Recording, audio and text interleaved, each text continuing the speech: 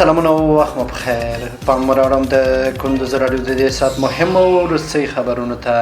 نن دوشنبه د سلواغې 19مه نیټه ده چې د 2026 کال د فبرورۍ له 9مې نیټې سره سمون لري. روانه خبري غړي درته عبد الجلیل سات وړاندې کوم، خو په پیل کې هم د څو مهم خبرونو سره ټکی. د پنجشیر او تخار ترمنځ د 26 کیلومتر سړک د جوړولو چارې پیلېږي. بدخشان کې د ترافیکي پیښې د قربانیو شمیر 15 ته لوړ شوی دی. د شمال او شمال ختیځ ولایتونو چپاندازان ترمنځ د وزلوبې سیالۍ ترسره شوې. او سوریه او سعودي عربستان پرون په دمشق کې یو شمیر ستراتیژیک اقتصادي هوکړلیکونه لاسلیک کړل. اوس هم بشپړ خبرونه. د پنجشیر او تخار ترمنځ د 26 کیلومتر سړک د جوړولو چارې پیلېږي.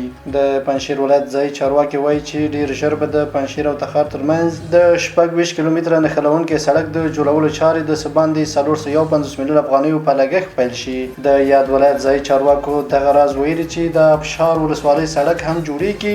دغه سړک په جوړېدو سره به د دواړو ولایتونو ترمنځ واټن راکم او د خلکو تګ او راتګ به اسانه او چټک کړي.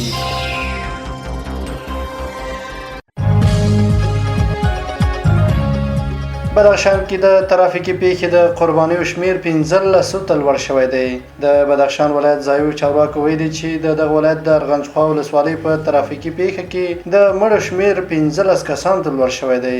د یاد ولایت د امنیه قومندانۍ د ویان دفتر د پیښې په اړه په خپل لومړي معلوماتو کې ویلي چې په دې پیښه کې 12 کسان مړه او 3 نور ټپیان شوي دي.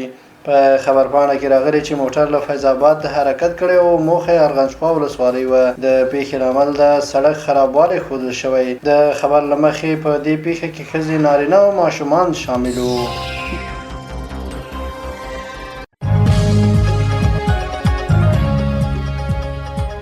د شمال او شمال ختیځ ولایتونو چپاندازان ترمنځ د وزلوبې سیالۍ ترسره شوې.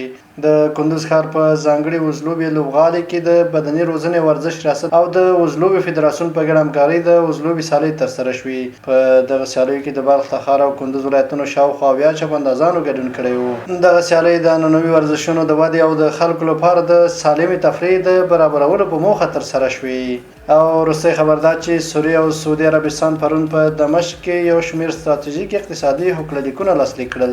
د سوریه دولتي خبري اژانس ویلي چې په دې هوکړلیکونه کې د هوایي چلند، مخابراتو، زیربناو او د املاکو پراختیا برخو کې 15 لویې پروژې شامل دي. د سوریه چارواکو ویلي چې د دې تړونونو موخه د مخابراتي بنسټونو پیاوړتیا، د ډیجیټل ارتباطي سیستمونو پراختیا، د سوریه او سعودي هوایي ډګر جوړول او د فایبر اپټیک شبکې پراخول دي. دا د دې مهال مهم او وروستي خبرونه. تر بیا ښه وختونه. لوی الله ومل شه.